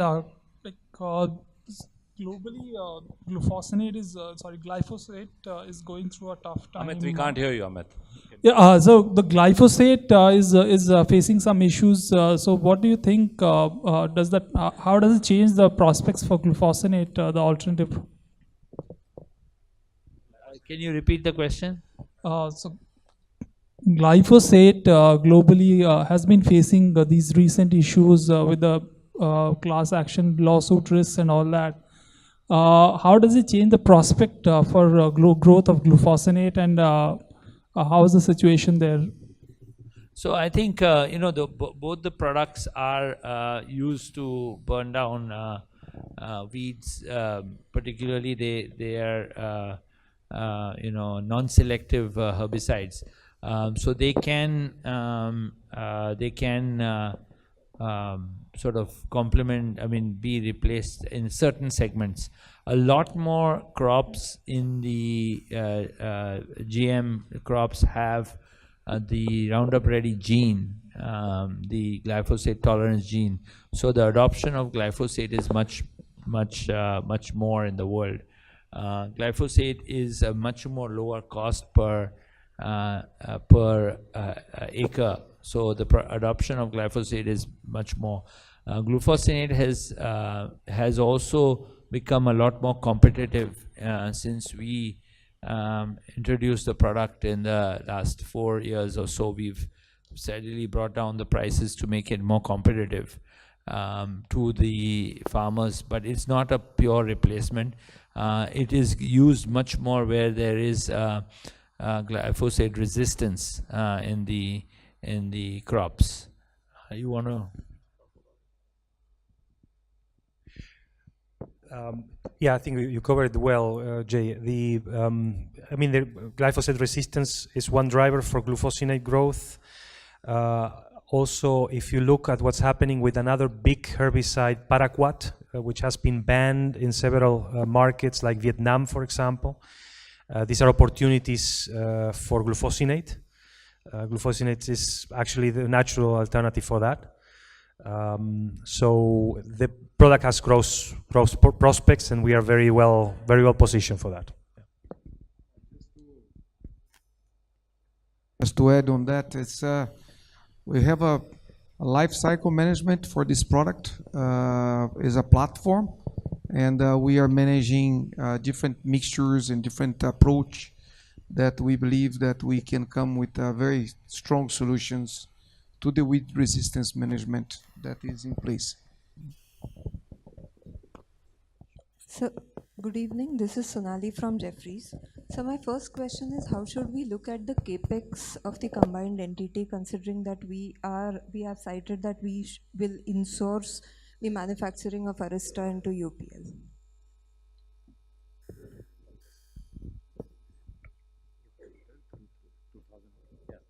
So we are guiding for capex of about 2,000 crores. So secondly, could you outline a path for the guided debt reduction of about 31 billion to 35 billion in FY20? That will be from the reduction in our, I just mentioned to a question on the Arista working capital, which is higher than ours. So there is an opportunity there. Plus it would be from the cash flows which we generate out of the business. So those were the two things which would help us to bring down the net debt over the next 1 year. So, and lastly, any target for cash flows or free cash flow generation that we are looking at, say, over the next 2-3 years? Actually, the net debt reduction is nothing but the free cash flow. Yeah, go ahead, Girish.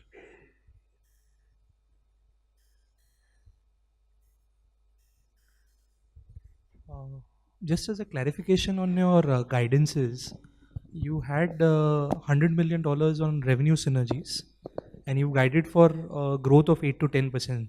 Similarly, on EBITDA, you have 16 to 20% growth and 120 million incremental cost synergies.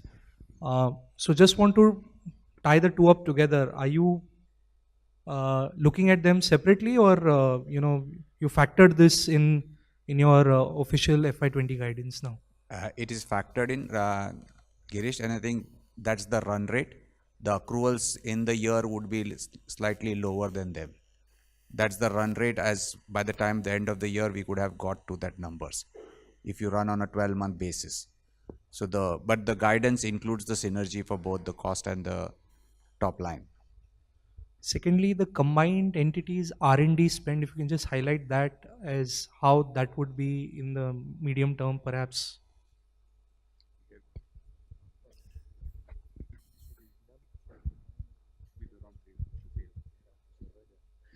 So, in terms of the number, we're expecting 3.5% of sales for R&D expense. But I think the interesting situation there is that we have the opportunity to, let's say, significantly reduce the capex need to make the same projects, and also our overheads. I'll give you one example.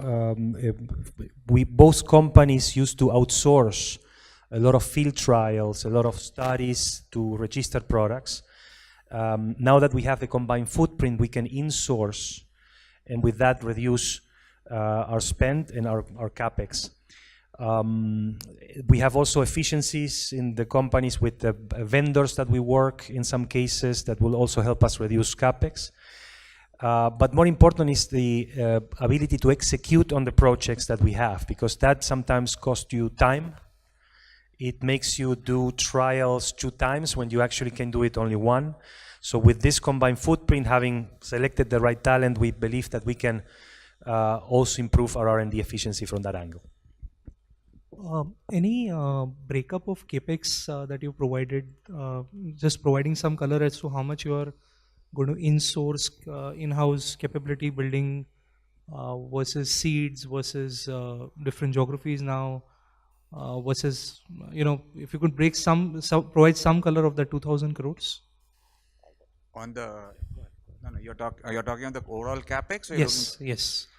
basically, it's basically 50% of that is going to be in our intangible side, and 50% is going to be in the tangible asset side. And the intangible, obviously, the bulk of it is really extra outside of India, and the significant portion of that comes from our Europe geography. And from a plant's point of view, most of the investments going to happen in India. But obviously, we are doing some expansions and other optimizations. So some marginal investment will also happen outside of India. So, final question on interest cost. We've done some rationalization versus when the deal got announced, wherein there are some interest cost savings. So, if you could articulate what is the effective final interest rate then one should be using on the debt? You can go with about 3.5%, because there will be the working capital borrowing which we'll do in different geographies. So 3.5% should be a good. That will be for the acquisition debt, you're saying? No, I'm saying overall debt. Overall debt. Yeah. Okay.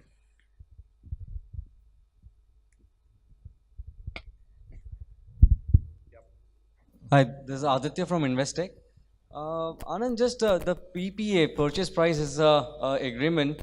So in this quarter, I understand is that 442 crore is for inventory write down. But what Rajendra mentioned that this can continue for the next few years.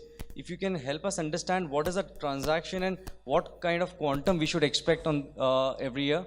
No, I think what he referred to largely was on the fixed assets and the depreciation related query which was asked.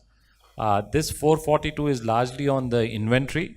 So there is some inventory, as you see, we had a purchase price adjustment of 763 crores on the working capital, largely related to inventory, of which some of the inventory we sold, and therefore we reversed it about 442 in the first 2 months.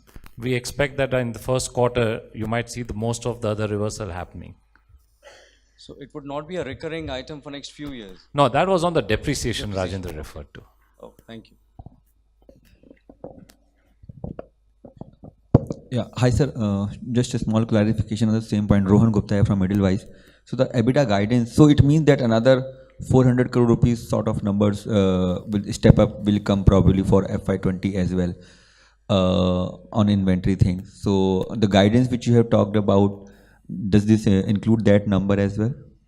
Yeah, that will come as an adjustment which we'll have to show. So it would include that 16 to 20% guidance which we have said on EBITDA would make this would include this pro forma adjustment.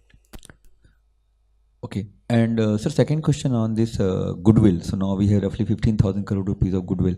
So what is the plan there? Are we going to test it for impairment every year, or what is the strategy there? We don't have a choice. We will have to test it for impairment every year. Okay. So another point on that same on a step up only on the assets which you have mentioned, intangible and some other assets. So what are the, is there any chances that any adjustments are going to be made there as well going forward? You see, this is a provisional PPA. The accounting standards allows us 12 months, total 12 to 18 months to have the final PPA. So we have retained one of the big fours. They are working on the PPA. So currently, based on as of 31st March, these are the provisional numbers which we have. Once we expect the final numbers by certainly before the end of the next this financial year, but we expect them to be by September, October, and that's when you will see the final PPA numbers coming in. The so final assets. Primarily on intangibles, the asset value was 3,178 crore paid, but step up is almost 8,940 crores. It means almost 2x of the what real value is. So why such a mark change in that number, and is there any risk related to this number going forward? I think as you will know that in our business, really the main value for us is the registrations and the brands. And when we are acquiring a company and paying a significant premium, you're really paying for the registrations which the company has and the brands the company has. And when you're looking at the valuation which is being done, it's done based on the cash flow expectation from that brands or that registrations. And that's the basis of the valuation. So I think it's if we don't do that, it would be really a misrepresentation of the fair value of those assets.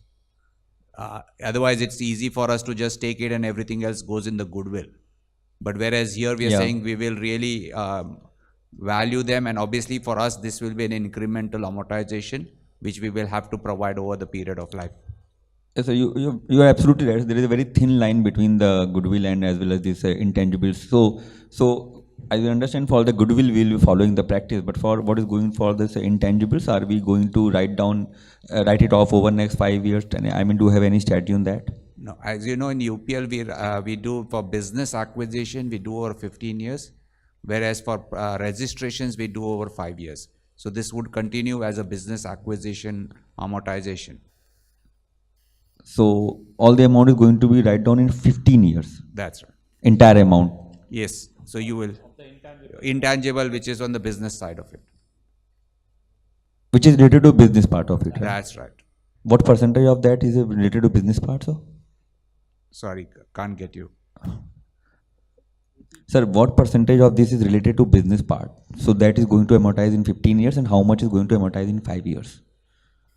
The whole of that will become really the 7,000 odd crores or 8,000 odd crores is the business now. Oh, okay. That's okay. Thanks, sir. Thanks a lot. Hello, this is Ramesh here from Nirmal Bank. First of all, congratulations on completing the Arista acquisition in record time.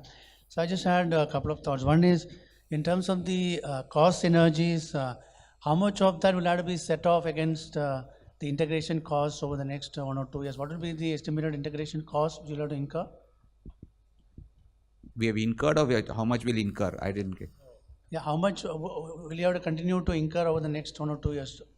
Our expectation is for this year we would have another $60 to $80 million of integration costs as we keep on implementing some of the rationalizations and the alignments which we'll be doing that. And the second thought is on the raw material cost, because if you see your latest numbers, there's a certain increase in the raw materials to sales. So what are the kind of raw material to sales you would be expecting over the next 1 or 2 years? Raw material prices you're talking about? Yeah, the raw material is a sales. percentage So of I think, sales. Generally gross margin, right? Yeah, so we expect with the synergy some improvement in gross margin. It is a little bit unpredictable times with oil prices going up and down, disruption from China, but we are not very concerned. We think we should be able to pass on most of the cost increase. If there is a substantial cost increase, there may be an aberration for a quarter or two, but we should be able to improve on our gross margins by 200-300 basis points. Yeah. Okay, and one final thought, in terms of your mention that you'll be growing at 2 to 3x the global competition, which means you're going to continue to take market share away. So what is the basis of that expectation in terms of being able to continue to take market share? Excellent management team. No, in terms of the execution. I think we've been doing that all along, right? So we believe that we've segmented the markets in a different way, and our portfolio and our ability to grow. The market is in some segments we believe in our biosolution business is a new market. Our sustainability projects, Ziba, etc., is completely new market. So we believe that that besides the fact that we believe that we will continue to gain market share like we have been doing in the past. Thank you. Sir, sorry, on the cost of repetition, just one final question from my side. Sir, on this, once again, on 9,000 crore rupees of intangibles, you mentioned 15 years. So 600 crore rupees every year we are going to amortize. Is that understanding right, sir? Is that right, sir? Sorry. Okay. Thanks, sir. Thank you. Congratulations to Rajubhai Shroff and family for golden 50 years in UPL.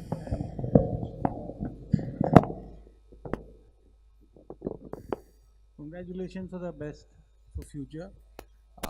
My question is on your sourcing from China and the global sourcing from China.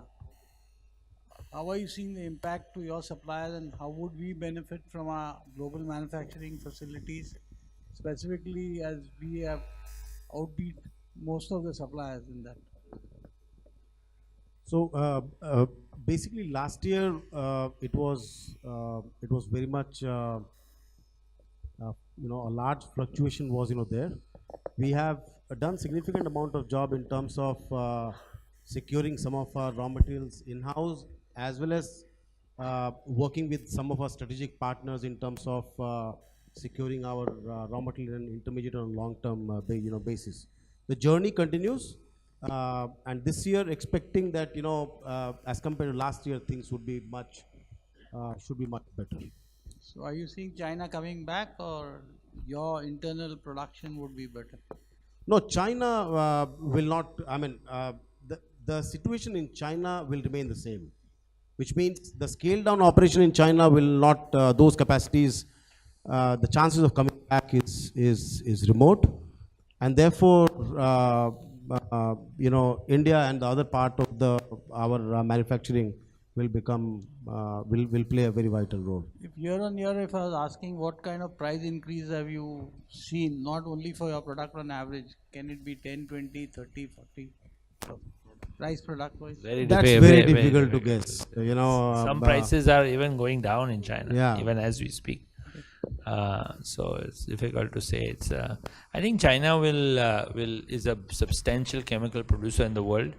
It will remain. I think the marginal players who are not meeting the safety and quality standards will be not be able to supply. So in general, but this happens everywhere, right? And is expected to happen in China for a long time. So there will be some firming up of prices over the next few years. But I think then the organized companies will increase capacities. So I think it'll find its own level in the next 2-3 years. Next is US-China trade war. The expectation is the US farm community is likely to suffer in a big way, where supply is concerned to China, and maybe sourcing may move to Latin America. So if this assumption is right, or what's the impact on the US business, and what will be the positive on Latin America? I can pass it on, but the US business is not only our presence in that soybean corn belt, which is really what gets affected, is much less than some of the bigger players. But I'll let Diego answer. Yes, so I mean, obviously it's early to say because the discussions, the negotiations are still ongoing. There will be an impact on soybean. There will be a move towards corn and cotton. I mean, we're seeing this also in Brazil happening. Here, that's the advantage of being a diversified and global company, because we have a very good portfolio on cotton, we have a good portfolio on corn. Obviously, that's not good for the farmer. I mean, the farmer wants stability, wants predictability. But I believe that we have a good starting point. And certainly also this could benefit at the end the Brazilian farmers in particular, that are able to export more soybeans to China in the future. And I would say our exposure on tariffs with respect to products that we would export from China to the US in terms of agrochemicals is negligible, so that's not impacting us as much as it's impacting other players that are relying more on China, so that could be a positive. So there are positives and there are headwinds. I would say when we guide you, we're taking into consideration as much as we can at this point in time, no? And integration point, let's say if you see the product portfolio combination and crops that we present as a combined company, we have a much better footprint in different crops. And even crops that UPL was not present or was not present. When you combine the portfolio, it's possible to us to be stronger in very important crops that we was so strong with. I say this will help us a lot to broaden our presence in crops that is not these crops that we are, let's say the commodity crops that is more affected with this situation. So it's a very good moment to us in terms of different crops that we are positioning ourselves. That was Easter there or was UPL there. We are more strong on them, or as crops that both was not present there, that we are now able to be in a very important form.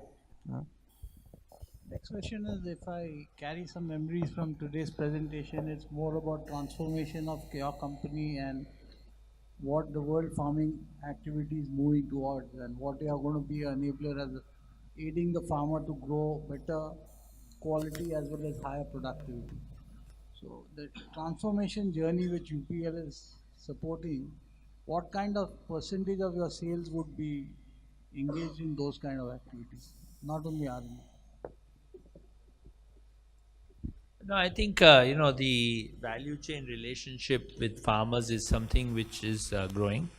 It's a very, I wouldn't like to guess how much percentage, but much more.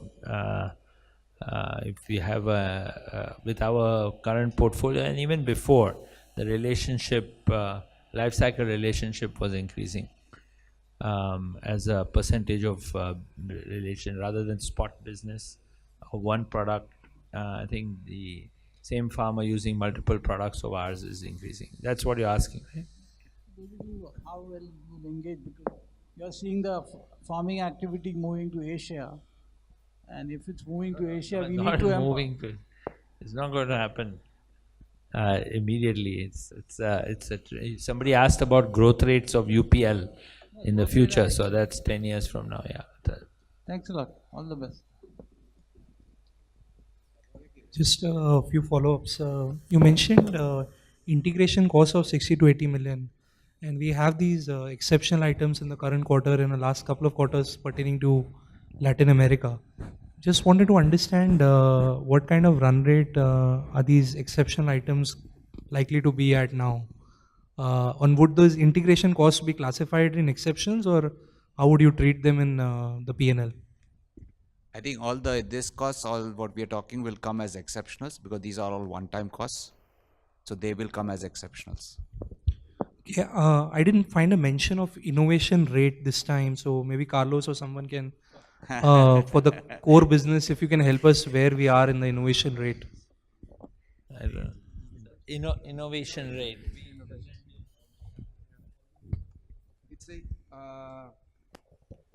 We have not prepared this year to come with the innovation rate, but I can guarantee you that the two companies together, the R&D platform that we have and the amount of new products to be launched in the coming years, and the possibility that we have because of the footprint that we are now, having more R&D people in the field, having more capability on the experimental stations, in the labs, and amount of people that we have as a sales reps in the field. Our possibility to innovate, it's amazing. As Diego said, we have more than 3,000 projects in progress. It's we will be ahead of the market in the innovation to come with the growth that we expect. Let's say we have a lot of things coming soon, and with the combined portfolio, as you saw in Diego's presentation, 50% of the 3,000 projects we have and the perspective $3 billion pipeline that we have comes from the proprietary molecules that will be patentable and molecules that are unique. I'll say the 50% of this $3 billion will come from this pipeline. Say our innovation rate will be keeping growing as we have demonstrated in the last years. And I don't have the final number of last year. I don't have here, but we can provide to you. Sir, just a final question on working capital. If I look at Q3 working capital versus Q4, this China impact, has it played out in a bigger way in Q4, and that's why you've taken steps, etc.? Or I mean, how do we read this end of period UPL core business working capital to be? I mean, seasonality of our business, or Q3, Q4 you cannot really compare. But yes, there's a larger impact coming because a lot of products we had to buy on shorter credit terms or on spot. In case of Latin America, I did mention that we lost some sales. In case of Perito, largely because of China disruption. So some of this material we had to buy it on spot basis, and therefore there was a reduction in the payables because of that. Thank you. So we'll take last maybe 2 more questions because I see 2 fingers. Okay, just last 3 questions. Then the team will be here. Everybody will be here for high tea. So we'll be happy to answer any questions once we are done with these 3 questions. Sir, in your presentation, you showed us a brand Banzai, which increased the productivity by 40%. But in the opening part of your presentation, you referred to an approach or a brand ProNutiva. Pro stands for protection, Nuti stands for nutrition, and EVA in agriculture. Have I gauged it right? Have you acronymed it right, or is there a deeper meaning to it? Genesis of the name. Yes. The genesis, have I got it right? Yes, it's because pro is protection, professional. So it's a mix of professional and also protection, and is crop protection and crop nutrition, right? Yes. Both together. Yes. Yeah, and it's a brand that is already very established in the key markets like Latam, like Brazil, like Europe, and we are the only player that consistently are offering combinations of biosolutions and crop protections in one solution approach. And just one last thought. By any chance, Madam Paula Pinto is here in India? Paula Pinto? Yeah. Ah. So Paula is everywhere. So she's now in where was she now? In France. In France yesterday. She's also our head. I mean, she's not only the head of integration, working with Carlos, which we took some risk by taking 2 Brazilians as head of integration, but it was good. It was the right move. But she's also head of strategic alliances. So she's also dealing with all our strategic partners in Japan, all around the world, to get more access to new active ingredients, access to technologies, and she's doing a fantastic job. So kindly convey our sentiment that we would like to meet her when she is in India.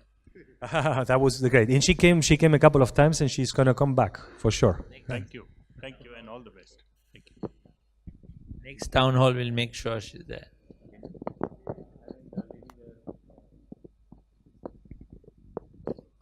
My question to Mr. Shroff, it's quite commendable that you worked on the integration process so diligently, and you've said that it will get you're almost done with that process in last 9 months. My question is that given the leverage on the balance sheet that we've got today, what are the things that would worry you the most, say over next 1 to 2 years? Thank you for that. Yeah, I think the integration side things have, we didn't expect anything else. In our terms of functioning, we work very clinically, so some things needs to be done, we get it done. I don't think we could do it in any other way, but I don't know why other companies take so long. In terms of risks, we've been trying to mitigate all the risks of people issues, people working, working styles are, both companies are very agile. we have to really make sure that people understand the functioning of the new larger, much larger company. There are a lot of unknowns. We have to, if we have to grow 10%, that's in legacy UPL, that's 20% growth. In legacy Arista, that's maybe 22-23% growth. So that there are unknown challenges which we will expect to come and face. I think supply chain planning is something which is a big challenge. We need to make sure that we are on top of that to make sure we are able to deliver the complex supply chain organization which exists will cause some problems. I'm sure there will be some things which we are not expecting will happen. What else? I think on people side we are covered. Supply chain side, I think we are covered, but I think anticipating growth rate, somebody was asking about that, and I think being able to plan for future growth in focusing on year 1 and year 2 and also year 4, year 5. Some of these things are contradictory. I mean, some of the decisions are not absolutely easy to make around the same table. So these are just the basic main challenges. I don't know if you meant something more specific. No, that helped.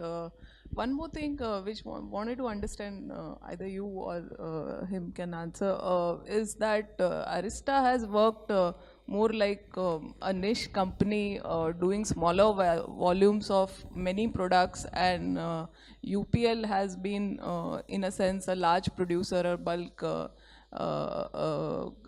focused companies on large volumes. So in terms of integrating the cultures of both the company and to get the people on one platform, what have we really done, and how this will happen seamlessly? Yes, so I think the model of Arista was in taking, basically always creating something new out of either a new active ingredient or an active ingredient that was already there, but always with trying to differentiate. And today, in today's market, if you want to be a leader, you have to be able to play in all segments. You have to be able to play in the specialty segments, you have to be able to play in the larger volume segments, and that's where the fit between the two companies come. And we're making sure that we keep the engines of the two companies running, so we are not products that are, call it more in these niche segments or biosolutions. We're trying to use the same processes we used to use in the Arista times, while when we talk to products that really need the power of the manufacturing core competence that UPL has, we're trying to lean rather towards the legacy UPL approach, right? And so we're designing the company, and so far I have to say that we are very pleased with what we have seen. But overall, I would say, if you look at, and this is interesting, when you start looking at the portfolio of UPL today, and you look at the level of differentiation on the market is very high, both from legacy UPL products and from legacy Arista products. So both companies have been already very active in that space. Thanks so much.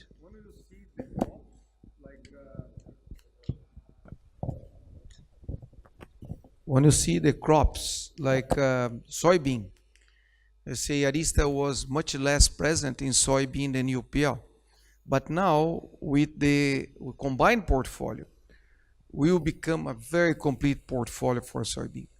The same when you go to fruits and vegetables, where Arista was with a very strong portfolio in fruits and vegetables, and UPL was not so strong in some of them. Combined portfolios became very, very strong. Sugarcane is a beautiful example of that. Arista was very, very strong in sugarcane. We was with a small presence there. It's with a combined portfolio, we are very strong. It's interesting how much this difference became a very strong opportunity because the combined perspective. This is why antitrust authorities have not been gave us any obligation to divest any business. It's because of this complementarity that now it's a big advantage to us.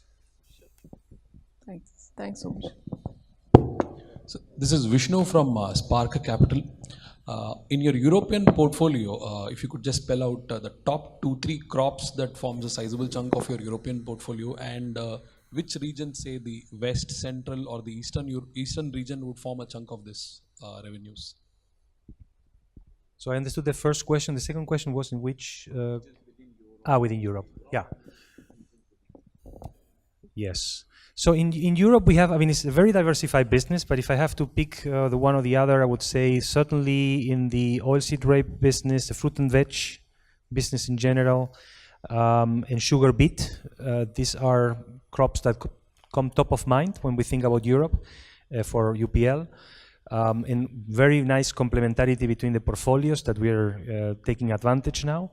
And from the standpoint of the geographic presence, here we have also good fit, because Arista used to be very strong in Eastern Europe, including Russia, and in Southern Europe, and UPL in Western Europe.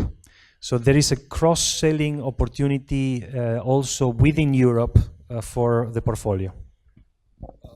Overall, within the 3 regions that you mentioned, which one would probably be the biggest now in terms of revenues on a combined basis?